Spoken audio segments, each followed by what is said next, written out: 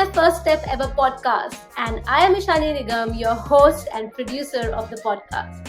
This podcast is made for all the disruptors around the globe who know that they are made for something, for that one thing, but fear of embarrassment, fear of rejection, the fear of fear itself holds us back at some point in time. But hey, those are the only milestones that if we cross, we are there to take our first steps. So, welcome on this journey with me where I interview people from across the globe so that they can share their story, their challenges, and you know that even you can surpass yours. Well, what are you waiting for? Let's get started. Welcome on my first step ever. And we are here with someone who's as young as you, but he is making impact in the life of youth. And I think it's really interesting that we have this amazing person today on this podcast because he is here to share that what you can do in your youth as soon as possible, or try to kind of find those strength, that particular talent, or that meaning that you're looking for within you, and go forward so that you can take your first step. Join me in welcoming Krushnadevsinh Ravalji all the way from Australia. Hi, Krushnadevsinh. Thank you so much for being on my first step ever.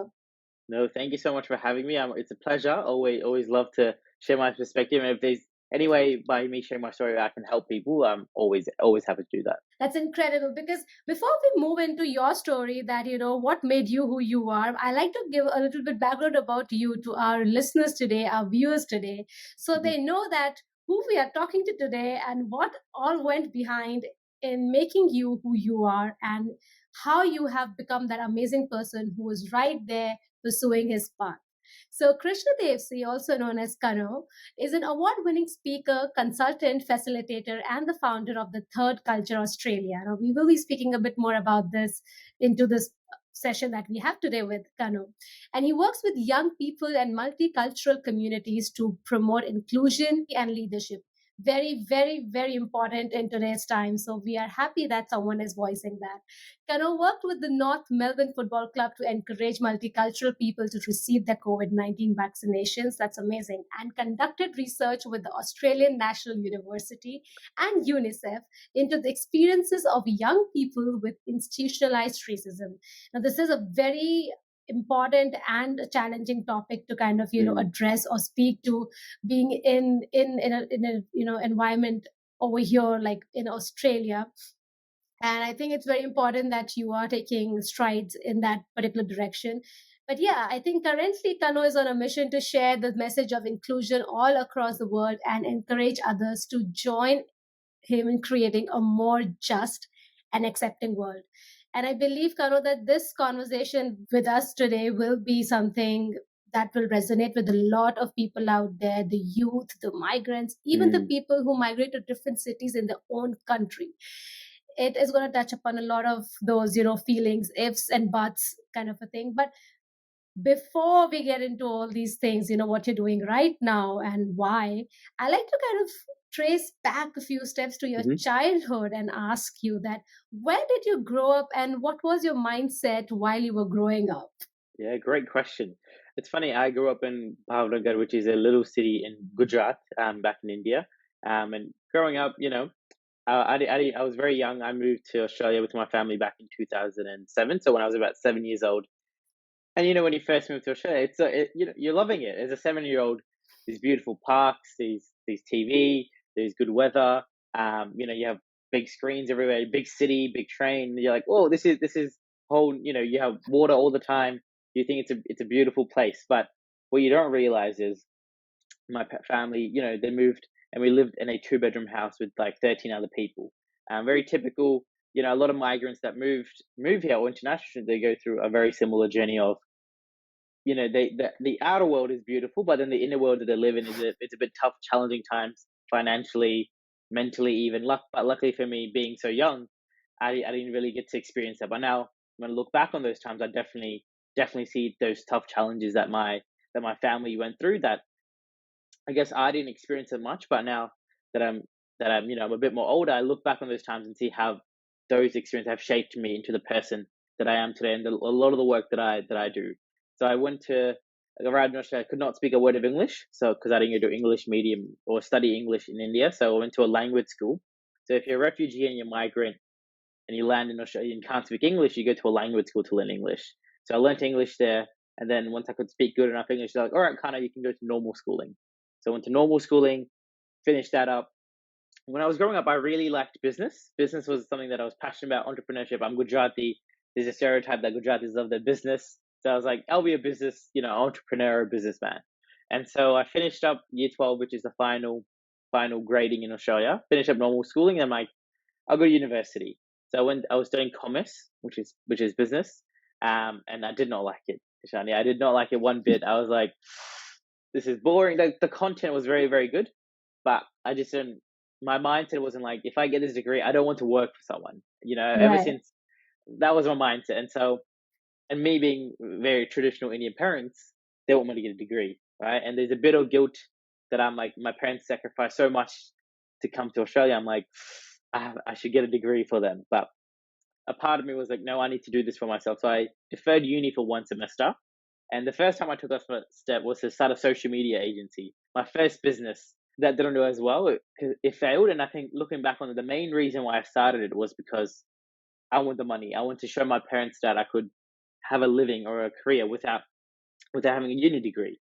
And I think that's the main reason it failed. And so I went back to uni, did not like it again. And so without telling my parents, I dropped out.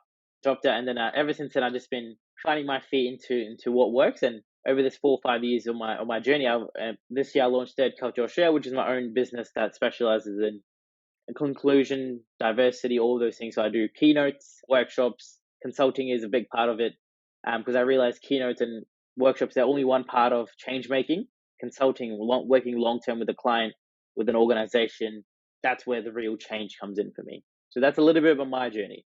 This is very incredible, and I think how beautifully you have taken us through your journey from childhood to where you're right now. And probably this is where I come in, and I'm going to do this Go amazing ahead. work of sort of breaking it down, where it is very very important, where we make some decisions, or we don't know what Mm, to do, suppose, or we have fears. And I think that's where a lot of our audiences are right now, or probably they have faced that challenge, but they keep coming back to the same situation. So probably I like to go back to the firstly, if I think, if my math is right, you are 23 years old as of now, yes, correct. which 23 is, years old. and at 23 you already have three experience of three businesses. This is amazing. So I kind of like to mention that, see, this is how it all starts. Like, for Kano to, get where he is right now, he had to kind of, make a few and take a few experiences of the business that he thought that he Mm, would like, but it didn't work out. But then he found something in that, he learned something, and then he finally set up what he has set up right now. So kind of like, I wanted to go back to the place where you mentioned that because I think you're very perceptive of the fact that, and how your parents might have had the situation over here while you were a young person. At that mm, point in time, you didn't really understand, but while you were in the uni, your university time, where you thought of mm, taking the course that you had taken up, and you realized that this is not for me, and I just did that so that for the sake of my parents, which is actually a sort of a dilemma. It's really nice that we mm, want to kind of sort of not please our parents, but kind of we want to respect whatever they have done for us, and we want to give it back in a way. And we think that, oh, maybe this is how we should. So from mm. your experience, what is that you can maybe share with our listeners today, keeping in that in mind, that we definitely want to do good for people around us, but what is really important over here? Yeah, it's a difficult question. I had a tough time to get to that answer, and that's why I went to uni twice, and then almost 2 years to figure out what my actual answer is going to be. But I think at the end of the day, what really helped me was to think in my long term, in 10, 20 years time, what is something that I'll regret more? Is it getting a degree, or is it failing and starting a business? What is it that 30, 40 years time, what am I going to regret more? Because I think one of the things that you go through Amazing. a journey, you go through life, and you realize I think we all know this, you only regret the things that you don't do. And so Yeah. what will I regret more? And I think that sort of helped me make my decision. And also, when you have loved ones and you want to take care of them, you want to please them, you want to give back to them for all the sacrifices that they have for you.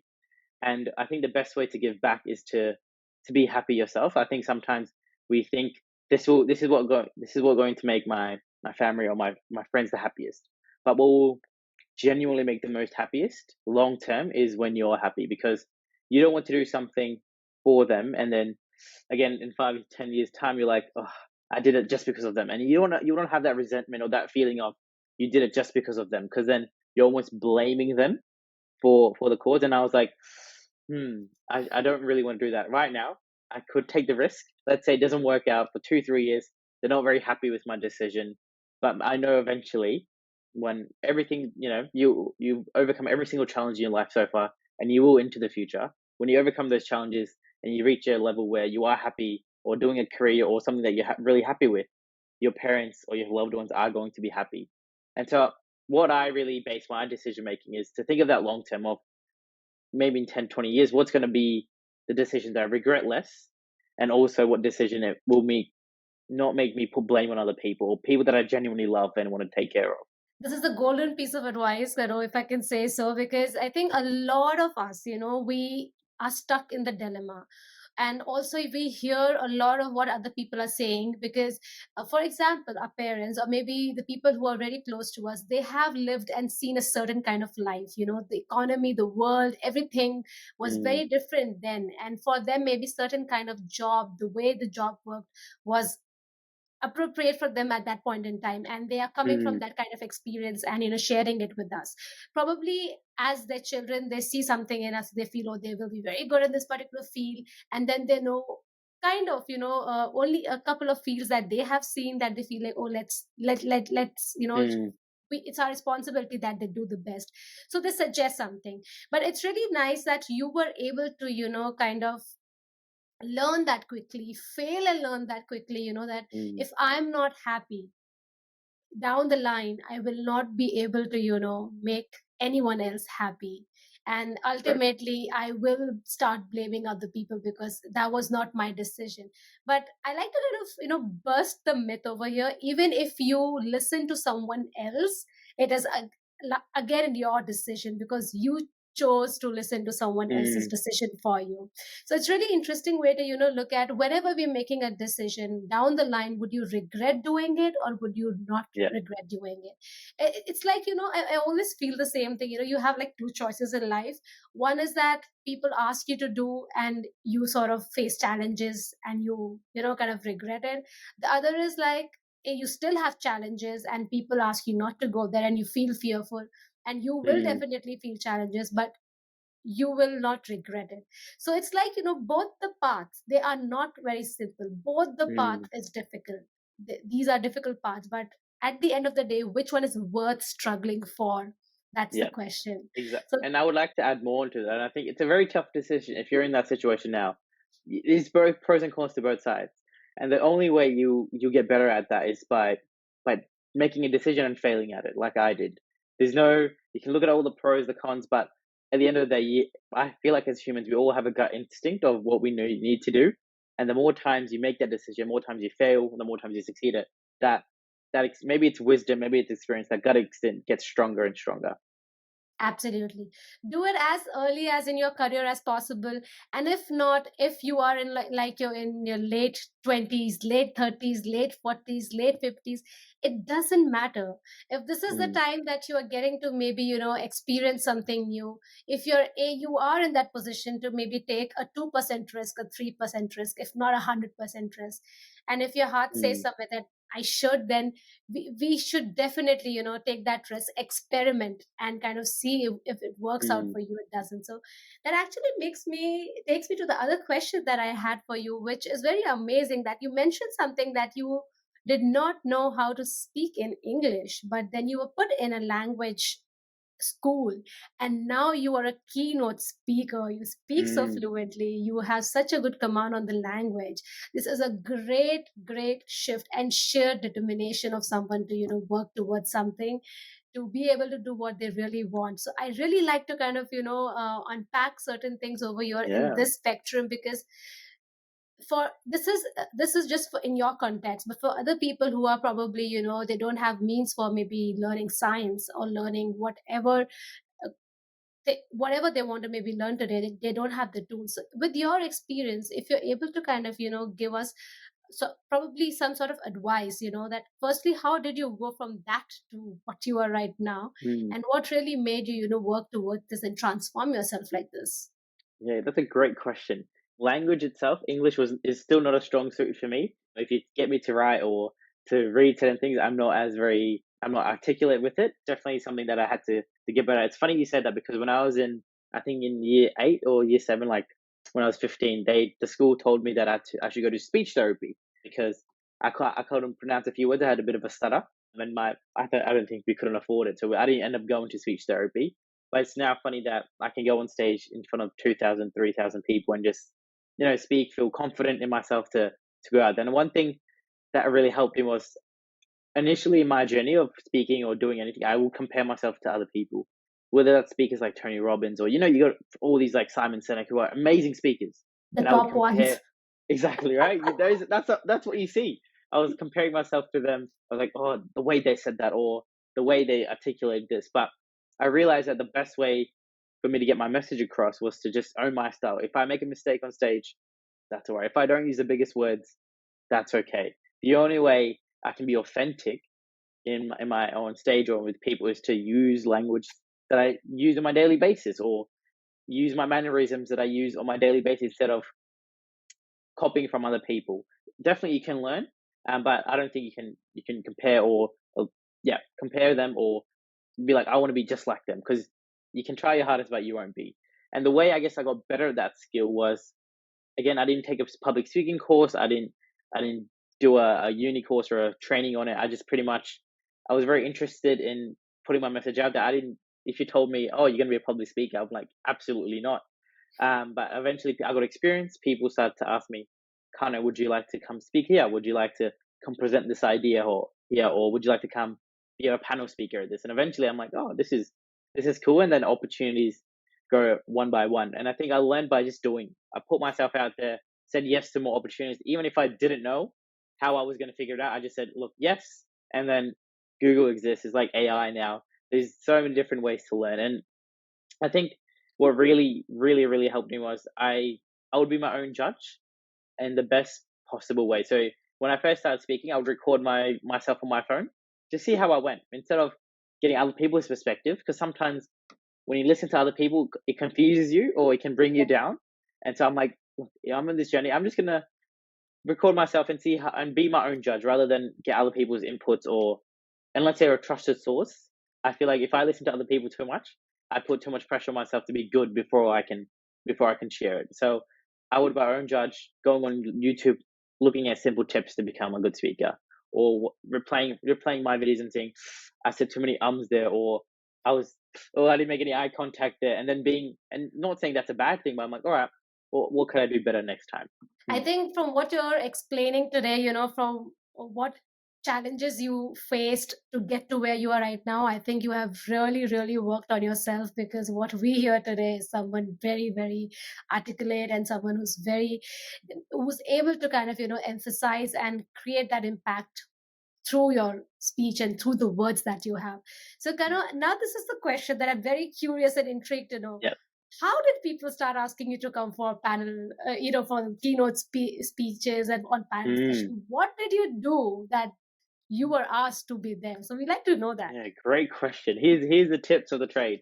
No, I think the biggest thing as if you're a young person listening in, or even if you're late into your career, is to always be a learner and a giver. So I think because I didn't have any expertise, don't have a academic background, didn't work for a big organization. How do I get my foot in the door? And that is through volunteering. I was there in front of people, talking to people, even during COVID, where in Australia you couldn't really in Victoria, especially, you couldn't really meet up with people. But I still networked, volunteered a lot of my hours to people. And I think one volunteering allows you to learn new skills, expertise, and the best thing about volunteering is you're actually doing it, and so you learn really quickly. I feel like the best way to learn is by doing, and when you're volunteering, you're learning all these weird soft skills that will come into hand a bit later on. Secondly, you're building a network. you're building your network with people at the organization, other people there. And third is you're building your expertise or your knowledge. So you're learning the soft skills, but you're learning the knowledge of, oh, I volunteered for this organization. This is what they do, or this is what they talk about, or this is the right way to do this. And so I volunteered. I can't name you how many organizations. I put myself out there to just volunteer, work for free. And as a young person, our biggest asset at the moment is our time, because we might not have the money, the wisdom, or the experience, but what we do have is time. And so if you can invest that time into lots of different places, almost like you're planting your seeds, eventually people are like, oh, I see you at a lot of places. Would you like to share your experience of volunteering? Or would you like to share your experience of doing this? And eventually I'm like, all right, okay, I see. People start to say, come here. Would you like to be here? Would you like to be here? Then eventually I started to pitch myself as I'm a speaker, instead of just having people. I'm like, if I introduce myself, hey, I'm a speaker, I'm a consultant, and then ever since then, people are like, all right, oh, he's a speaker, he does this. So that's my biggest tip: is to volunteer, is to put yourself out there, no matter what field you're in. Build those networks up, build your skills up, because the academic is great, but also you need those networks in the field. Very powerful tips, and they do work a lot. I could definitely vouch for Mm, that. And I see that how, things sort of came your way because you were really aiming for them and you went in that direction. It is really mm, interesting to know that the different situations, the different opportunities people go through, or challenges that mm, someone goes through to reach a certain stage. And I feel really happy to see that where you are right now. You really owned your own story, you really took action. And I can always sort of, this is the greatest takeaway that I can give it to sort of take for myself, and also kind of share with anyone else, that always show up. And I think that's what you did mm. in every situation. So I like to kind of know a bit more about the third culture Australia, the company that you have built. And I think it talks all about inclusion and leadership for the youth. So I like to kind of understand a little bit more about it, and why do you think there's a need for it at this Yeah. point in time? Yeah, great question. So third culture is an interesting word. It pretty much means that you live in a culture that's different to where you're from and where your parents come from. So for example, I would say I'm a hybrid of Indian and Australian culture. So if I say I'm Aussie, I'm not fully Aussie. If I say I'm fully Indian, I was born there, I speak the language, but a lot of people from India are like, oh, you're a mix. And so that's where the third culture comes in, where you're a combination of both. And I think with the development of internet, and where we're now, there's so much migration going on, but we're not just one culture anymore. There's so many different cultures in us, and so that's where the word third culture comes from for me. And I think it's very important to work towards this, because with the how the world is moving, we're ever connected to so many people. With before, I think you could live with the people in your local network in your community, but now you have to interact with people across the world, across different states, people with language barriers, people with time zone barriers. And I think it's important we understand those barriers exist, and how do we best work to include them, not just include them, but create a sense of belonging. I think my big goal in life is to create a sense of belonging, where if I walk into a space, if someone else walks into a place, they feel like they belong here, rather than feeling like they're invited there, or they're not they're just there just because they need a diverse person, or they need a different gender. Rather, they feel like they're there for a reason. And so my whole point of third culture is to work with organizations to promote this message of, we are very multicultural. And obviously more culture is one part, but there's so many more things. There's gender, there's classes, there's this. Let's all work together to make sure that we can all be supported and included and belong in this world that we're living in. Oh, and I think you're doing a great service out here, because this is definitely a new world challenge. And Mm, I think you were able to kind of, find the gap really early on and be able to address this, also because you've already gone through that situation and you felt it, but you did take an action towards it. So this is amazing. Kano, it has been a really interesting seeing your journey from where you stem from and what your mindset was back mm, then, and that the grit and the will to try that what you thought that you might want to do for your parents, or then understand that this is really not for you, but then taking steps towards what you think that you're good at. And mm. finally, you're here, you're making impact, and probably we really wish you all the best for your Thank future. I you. mean, there's a lot that you will be doing, we know, and we would really love to kind of keep watching you in that space.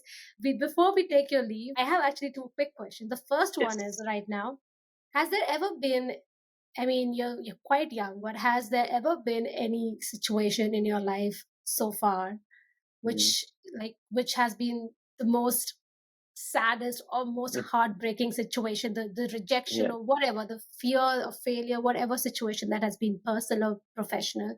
If you would like to maybe share, you know, what it felt like and how did you overcome that? My toughest time to date would be probably last year, which is recent, which I feel like compared to now where I'm feeling now. I think last year mentally I wasn't the best. I think there was a lot of challenges with obviously COVID and then also a lot of work, my previous employer, a lot of work pressure plus relationships. I think it was just a tough time, and eventually it just took this ball of a lot of self doubt, and so it got to the point where I wasn't very confident in the work that I was doing.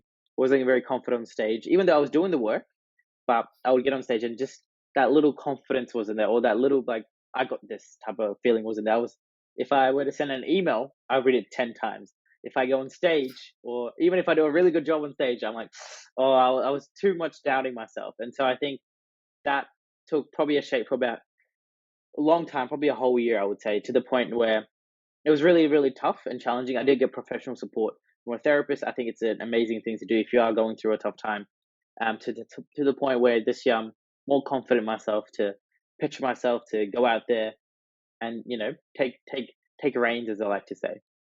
Thank you so much for answering that question with such, yeah, I mean, being so genuine about it and being so candid about this. I really appreciate it. And yes, I always, always do support and advocate that if you need help, it is really good that if you can Mm, take that help, because it really really helps you see through things that people around you, your nearest and dearest one, they aren't able to, and that really mm, helps you, take the next step. So thank you so much, Kano, and before we take your leave, can you leave our listeners with a mhm. quote or a saying that you really resonate with? My favorite quote is everything is impermanent.